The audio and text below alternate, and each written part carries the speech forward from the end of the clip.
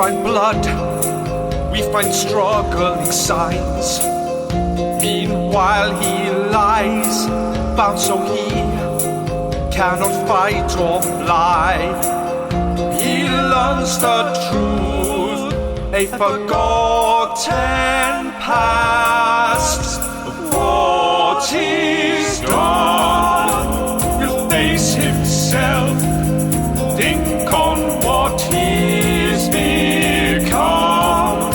Despite himself, face up to what he's done. Seems that Quinch is not quite as confused as he appears.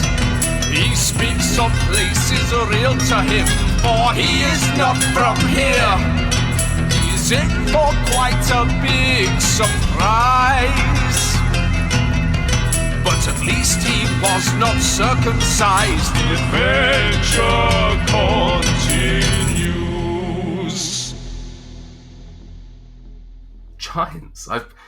I've been off saving the world from ice demons and mind flayers, and you speak of giants. They do not need you here for this. But the rest of them can deal with giants. Giants are nothing to concern you with. I'll be taking you back, no mistake. I cannot leave you here with the rest of the group. I don't want to go with you. Well, luckily we don't have much longer to find out what will happen, do we? She looks over towards what you now know is Tarhan, who's still in a meditative state, and you can see this sort of very much like Doctor Strange, you can start seeing this circle in the air sort of just starting to appear. I would imagine that Tarhan's nearly there to get that door open. Is there anything else you wish to discuss, Quinch, before we go through? I don't want you to take me back. Give me another... But why? I have stuff to do here. I feel like I have a purpose, but most importantly, my family is here. Interesting. The Quinch I knew would never speak of his family. You are very interesting, Quinch. Something has changed in you. Oh, it looks like the door is open. I think it's time for us to leave. And she grabs you by just under the bicep, just like by your armpit, and sort of hoists you up. And you start walking towards towards this portal. May I ask something? Mm-hmm. Quinch looks up to the sky. Does he see anything? As you look up, roll me a perception. 7. 7. No, you see nothing in the sky. You see a pigeon. Oh, for fuck! I was about to say. Just waving, saying bye. No, you see nothing. And you take a few steps forward when all of a sudden the portal seems to sort of just flicker and crackle. And IRL sort of just stops. Tarhan? Is everything okay? She gets no response. She takes a step forward. And out of the portal swarms 1, 2, 3, 4, 5, 6, 7, 8, 9, 10, 11, 12, 13, 14, 15, 16, 17, 18, 19, 20, 21, 22, 23, 24, 25, 26, 27 spectral creatures. The very last one that comes through is larger, more vicious, and Irel looks at this last one and just says, Quebchi, how are you how are you here?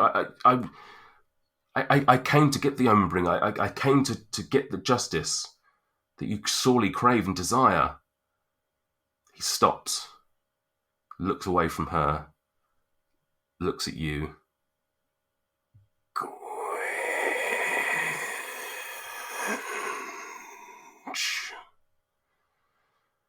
Quinch, can you please roll me some initiative? Oh, fuck. Yes, I shall. 13. Has Vince in this? So. Oh, boy. Help! Oh, there's John. This is what Vin saw. Vin saw IRL, saw Tahun, saw Quinch, and saw all these spectres. Just moving there. You are approximately 100 feet away at this point, Daboff and the rest of you. And so you're going to need to make up the time. You're going to need to make up the distance. But yes, you've basically, you've essentially seen this sort of happen through Vin's eyes. So you've just seen all of these spectral creatures just swarm out of nowhere and attack this scene. So actually, the rest of you can roll initiative as well, because obviously you'll need to be travelling up to. Okay. What happens if we just want to turn around and run off? Yeah, you can do so if you wish. Am I within 100 feet of Vin? Because I got pinged by him, didn't I? So I can see all this, presumably. You and the rest of the team are 100 foot away from this. Cool. Yeah. So I'm within range of Vin. Yeah. Yeah. Because I don't think you can see through his eyes. Again, I think that's 100 foot. You can only do that. Yeah. So I can see through his eyes, and I can see all this. Yeah. Yeah. Excellent. Right then, everyone ready to go. You are actually, for all intents and purposes, I'll move you. You guys are actually coming in from the east. From the east. The west. Travelling east. Travelling east. Yeah. So we're 100 foot away, did you say? Yes, yeah. So you're 100 foot away. So obviously you're going to need a couple of rounds of dashing and stuff like that to get up to where you need to be. Is it safe to assume I've relayed everything that's going on to everyone? Just run into it, like. And Well, then some guys popped out of a portal, and I think you might have relayed the whole story. Maybe you could do that while you're running. I don't know, but realistically, whilst you're looking through Vin's eyes, your body is empty. So you would have to first come back to your body, and then you'd be able to relay the information. So I would suggest that if you see this at the sort of same time that it's happening, that ultimately you wouldn't be able to do that straight away. Well, imagine and first thing I'd do would be to sort of probably tell them about the spectres first and foremost. You might not fill in on the. Yeah, I imagine what's happened is I've been watching all this through Vin, and as soon as I've seen it's kind of the spectres have showed up, I've kind of snapped back to my body, said Quinch is in danger, spectres, and that's what's kicked it all off. What's Arel's good at hearing? Yes, sight and hearing. Okay, so yeah, you probably would have picked up on most of the context of what the conversation was between them. Cool. Because although you wouldn't have got too close, you would have got close enough, I would imagine. Yeah. Right then, okay. Top of the round, we have IRL. Whilst Quebji has, shown some anger and whatnot, he's not actually done anything. So she's just going to hold her action and sort of takes a defensive position and actually just dodge, essentially. Greg, we are with you. Well, I guess we'd just be still approaching the town, so I'll just be riding on Smug as always. I guess double dashing. Okay, so you can do what, 120 foot, so you can theoretically get here. I think it's only 100. I think it's 50. So yeah, Smart's only 50, so it's 100 feet. Okay, so you're basically on the outskirts. So where I've placed your token is, we'll say that's where you've essentially landed up. I have a quick question about the creatures that we are fighting. These creatures are otherworldly, right? They come from a different dimension. They do. They come from a different. Yeah, you don't know that. Yeah, Greg so Greg we're saying know that. ethereal then, I guess. Yeah. Because someone has read a book on how to kill an ethereal. Okay. And I believe they gave me plus something to my attacks. Was it +1 to my attacks against ethereal? I thought it was it was knowledge about them. Oh, was it knowledge? Ah. Yeah. Okay, I thought it gave me some kind of bonus, but it doesn't really matter then. No. Dweezil? How far exactly am I? We're going to say you're exactly 100 feet, because that was what Daboth needed. And can I see them? You, from where you are, you're travelling through like a city, so you're weaving in and out of pathways and stuff like that. I would say, let's say you've got yourself to the end of like a hallway, and you can't see Quinch or the main party. But what you do suddenly see is you might see like swooping past. You might see some of these spectres. They're not quite in a tornado fashion, but you can. They are what Vin would have seen, is that they are all swooping around, except for Quebji, who seems to be taking a direct interest in Quinch. The rest of them are sort of like just swooping around the whole place. Well, so you might see one or two yourself. I think it does. The spell doesn't say that I need to be able to see them anyway. So I think what I will do is I'm going to set off a hypnotic pattern and try and just catch a chunk of them in a 30-foot cube. Okay. All right. And it's 120-foot range. Okay, so you're coming from here. So what we'll say is, I mean, looking at this as the map, there's a few off to the right over here. Yeah. So perhaps around there you want to place it. I'd suggest you can see that. So just maybe try and get. What I'll do is I will be extra generous and I'll move this one here so that you can also see it if it catches it. I think I'm gonna do that 30-foot cube to get. Okay, so I think I can get this one 5 of them. This one would be inside a building, so probably wouldn't see it. But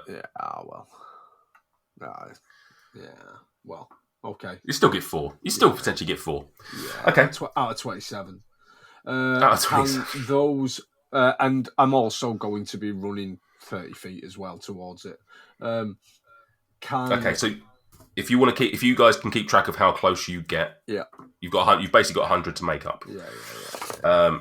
So these are the spectres. So what resistance is it? They will make a wisdom saving throw. A wise dome. Yeah. All that bounced out. So the first one, we'll take this from top to bottom. First one rolled a 15 overall. Meets it beats. Okay. Second one, natural 20. That fails. The next one, opposite end of the scale, natural 1. Fails. Okay. And I'm going to be generous. So what does it do? It stuns them, doesn't it? They are charmed and incapacitated and have a speed of 0. Okay, and they don't get any follow-ups, do they? No. So I'm going to put that red on it.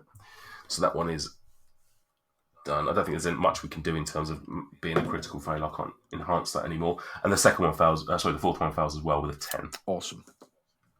Okay, so those two basically can't go anywhere. They are stuck. Yeah. Okay, and you're 70 foot away. Yeah. Krill. Right. Yeah, I mean, it's really just going to be a double dash to get me 20 foot out. Okay. And then I would probably try and... I'm only moving here just to show the level at which I'd probably be entering the battlefield, but I'm still 20 foot out, and there's nothing I can really do. Sure, here's a question. I'm 20 foot away. What's the mechanics on this bomb that I've got?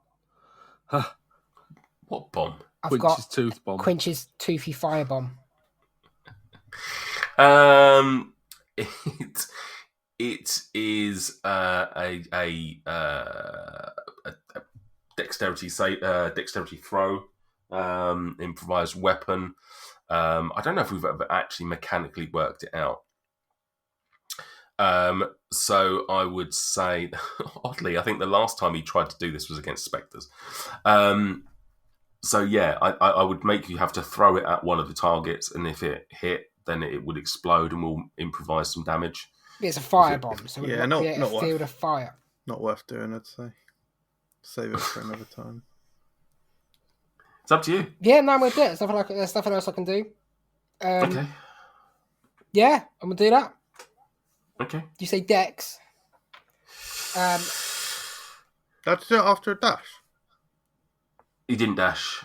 Oh, I did dash. Oh, did you dash? Yeah. Oh yeah, you can't do it then. Yeah, sorry. Yeah, no, you can't do it then. I did dash because then I'd be 60 foot. Sorry, after all that. What would the didn't you range kind of be? Go and grab that out of his hands. The range would be what's a javelin? 50, 60 foot, something like that. No, javelin's 30. 30, then I'd say the same. Okay, Same as yeah, that. that's fine. I'll stick to the double dash and remain Okay. 20 foot out. Okay. You do a rage? No, I won't rage this turn. Pointless. Okay, right. So it's now the Spectre's turn. Now, what I'm going to do with these is slightly different. Rather than having all 27 attacking, because obviously that would be a bit fucking mental mathematically and every other thing. What I'm going to do is on each turn is I'm going to essentially roll a d6 to see how many attack each of you. So that reduces it somewhat. So, Greg, you're up first. Actually, we're not going to do d6. We'll do a d4. So there's plenty of you. So, Greg, you get attacked by 4 of these. Oh, yay. Now, what I'm going to say is it's going to be these 4 that are closest up to you, and they're essentially attacking you and swooping by at the same time. So you do get the opportunity for a attack of opportunity if you wish to. Is Greg not 100 feet away? No, he's up now. Oh, right, sorry. Greg's on the outskirts. The rest of them are going to be safe. I'm going to say for the time being until they hit the map. But he gets attacked. Now, they are in sunlight, which does actually give them disadvantage. So you're in a not too particularly problematic position. So the first one swings by and rolls a 12 on their attack. And that's a hit, yep. That's a hit, okie dokie. In which case, you get hit for... Not enough dice, that's the problem. 1 more dice. Right. You get hit for... You get hit for 8 necrotic damage. Can you also roll me a Constitution saving throw? I would love nothing more than to roll your Constitution saving throw. That is a 20. That's a 20. Okay, nothing else happens. Okie dokie. The second one has an attack at you. And 13 overall, which I assume hits. Mm-hmm. That one does... Jesus Christ. That one does 14 points of necrotic damage. And can you roll me a Constitution saving throw? That is an 18. 18, yeah, that's absolutely fine. Nothing happens. A 10. Does that hit? Meets the beats. Oh, Jesus. I'm killing you, Greg. Hold on. Do you not have mage armor or something? No. Shield. I can put a shield up, which pluses my AC, but nah, we'll let it go through. We'll let it go through.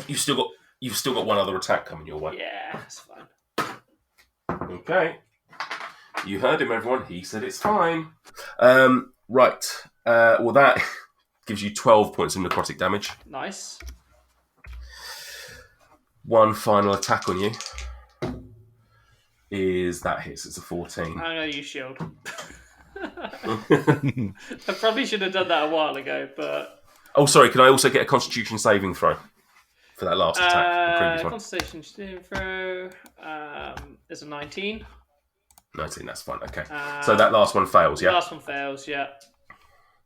Okie dokie. So next up is Quinch. Let's see how many attack you. That is 2 overall. Now, remember, MJ, you have no armour on. Correct. Did Greg take opportunity attacks? Oh no, he didn't. Yeah, do you want to take some opportunity attacks? Yeah, I can't Obviously with your... use spells or anything, so it's literally just going to be straight up hitting them with my staff or Yeah. whatever as they come past. On all four. Okay, so first one, I think that's rolled, is a 16. Yeah, that hits. And that is going to do 1d6 worth of damage. So 1d6 worth of damage. Okie dokie. Yep, next one. that was a 2, obviously, in the damage, sorry, I think. Quarterstaff. I think you said 6. No, 1d6 of damage. Oh, okay. I'm counting it as me only hitting them one-handed if they're flying past. I wouldn't have time to double-hand it. Yeah, that's fine. A D8 otherwise. But, next one's a 17 to hit. Yeah, that hits. That is 1 damage. Okay. Next one I'll roll as well. 22 hits, I guess. Yeah, that hits. Yeah. 5 damage. Okie dokie. Is there one more? Sorry. Yeah, one more. Because even though he missed you, you got the opportunity to attack. 15. 15 hits. Yeah. That is 3 damage. Okay, cool, brilliant. Thanks, Luke. Right. Quinch, first attack, you've got no armour on, so you want to untick the armour on your thing. Yeah. The first attack is a 12 overall. Does that hit you? No. It doesn't hit you. Okie dokie. And then the second one swoops past, and yeah, that one doesn't hit either. So you're lucky enough that you don't get anything on you. Next one is on Irel. She gets 4, but that one misses with a 16. That one misses with a 9. Hang on, I'll come back to your opportunity attacks in a minute. That one misses with a 7, and that one misses with a 15. Can you give me 2 opportunity attacks, Quinch, at disadvantage, unarmed? Why at disadvantage? Just so I know. Because you're manacled still. Oh, cool. I'm rolling 2 instead of...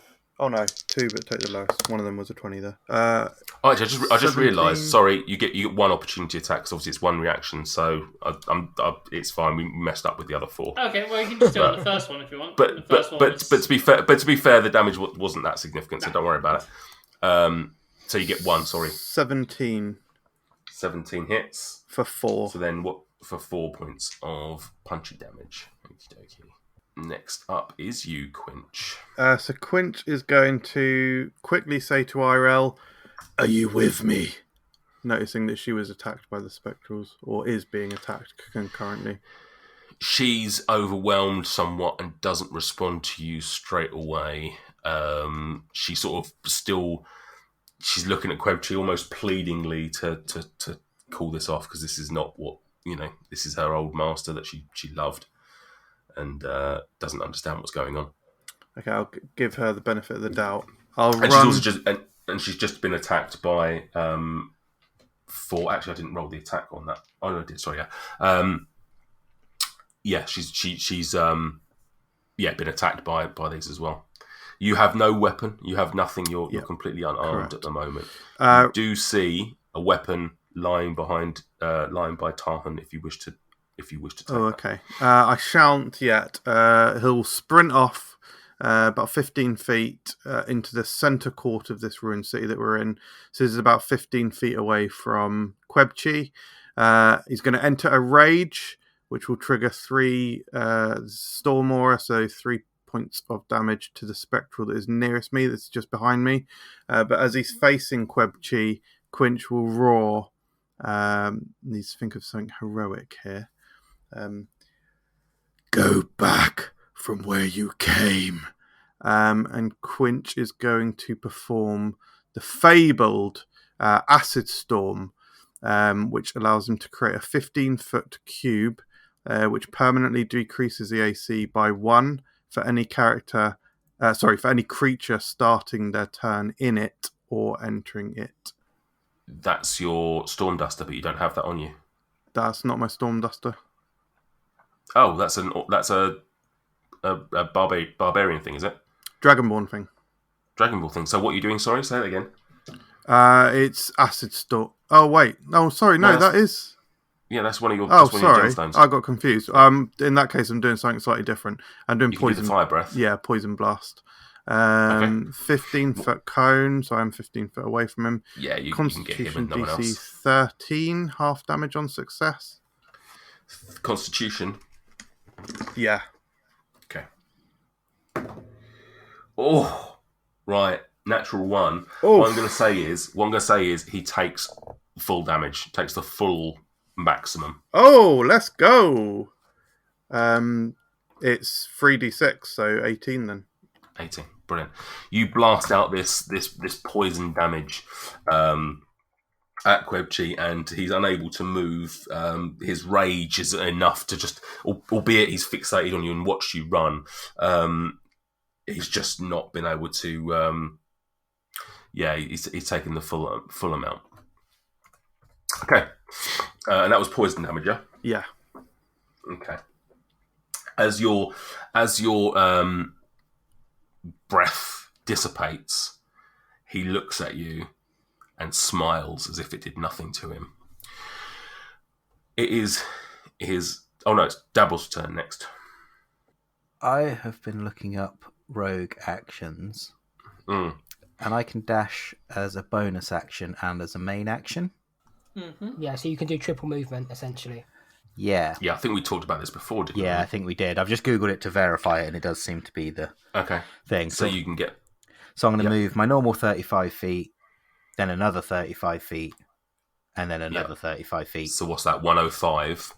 Yeah. So that puts you one square ahead of Greg, essentially. Yeah, I'm basically going to be where I am on the map. Okay, so you can go ahead of him one if you want to.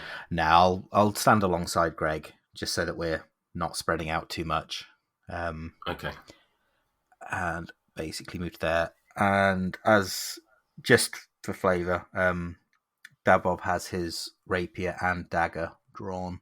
That's his thing. So he can't cast any spells, but does have 2-weapon fighting. That's his... Okay. It's set up for now. Okay, cool. Right then. It is then with Quebchi, who now moving steps up to Quinch. And entering his storm wall, he takes 3 damage. Okie dokie. And dies instantly. Try and get that in. The end. You were the Storm King Thunder after all. Right. Okay, so he attacks you with his life drain attack. Not with a critical miss, he won't. Well, not far off it, actually. He got a 17. Oh, interesting. That's interesting. Okay. And he gets a second attack on you as well. That's an 11 overall, which I assume misses. No, that does miss, yeah. No, it misses. Okie dokie. Right, cool. I phased you. See if you can phase me. Oh, that's weird. Is Dabble from there twice? That's Vin. That's Vin. Okay, so Vin. Is Vin Help doing me out. anything? Someone leave that portal open again. Well, funny you should mention that.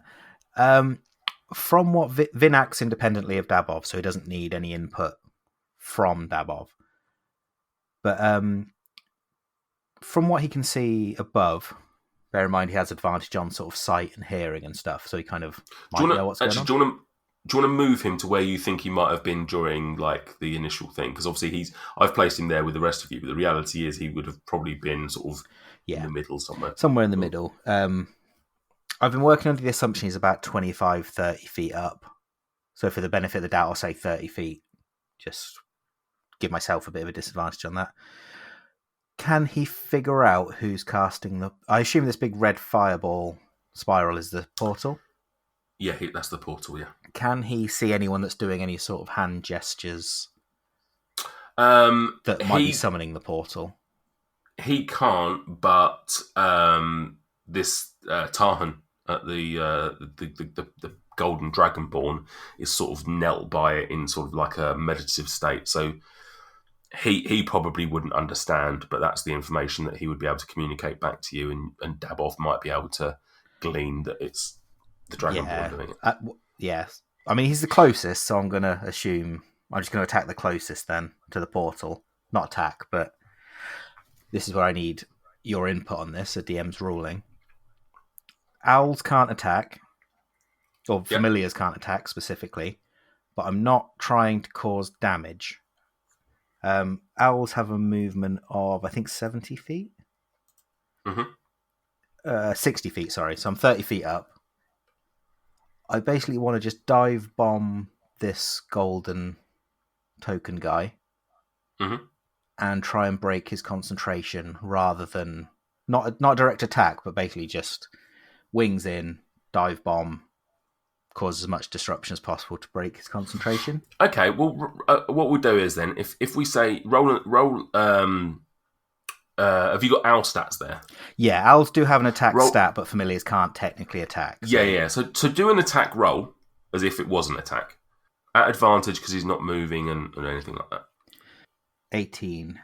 Okay, what is Vin actually doing? Like just trying to crash into, or he's basically wings just around him, wings in, just guiding himself onto the target, but just dropping from 30 feet straight onto this guy, just like a just dive bombing. I've got a bomb he could drop on him.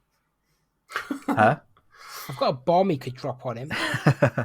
Well, I did think I was going to cast a spell, but I realised I don't have any spells with the range of touch, so that's... Okay. Yeah. So Vin comes flying from the air and crashes into Tarhan and just hits him somewhere indiscriminate. And you see the... Well, you probably don't from your vantage point, but Quinch in particular would. Quinch would see Tarhan sort of shaking as if he's going to sort of fall towards the other, but nothing happens.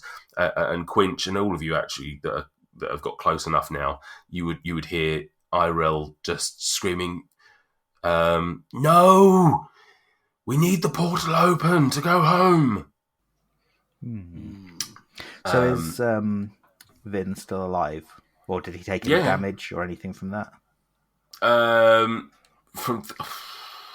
No, because I would. Well, how hard did you want him to hit? I mean, he could take 3d6. I mean, basically as hard as he could in order to break the concentration. We'll say they both took 3d6 damage. Then. Oh, no point rolling. Vin's dead. How much HP has he got? 1. It was a suicide bombing. Don't get dive bomb. Yeah. In which case, he might have disintegrated if he entered my storm aura. Well, that's right. Yeah, he just burns up. Just a load of feathers. Well, the other guy, Tarhan, takes 3d6, so we'll take that as well. 8 to 10, so that's 10. That's 10 bludgeoning damage that he takes, and it doesn't break his concentration or anything. No, doesn't break his concentration. No. Worth a try. Thanks for listening. Make sure you don't miss out on the circus's next crazy antics by hitting subscribe on your podcast app of choice. And in between episodes, you can always find us on social media by searching Dice and Desire on Twitter, Facebook and Instagram. We're in our 3rd year now, and if you want to help us grow, you can do so in a number of ways. You can tell a friend, because word of mouth really helps us get our name out there, or you can review us on Apple or Podchaser to help with our visibility. Finally, you can donate to our Ko-fi page to help us take the show to the next level. All links can be found in this episode's description. And never forget, sometimes it is a dog licking a tree, yes?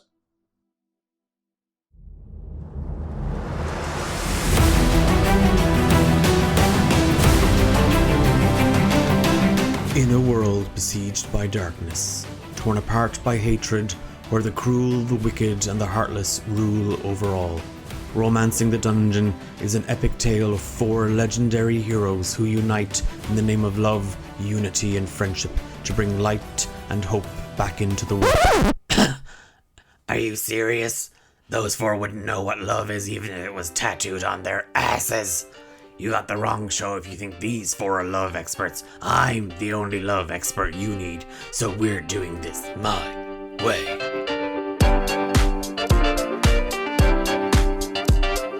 If you desire romance, we got it. Ah, there's my favorite person.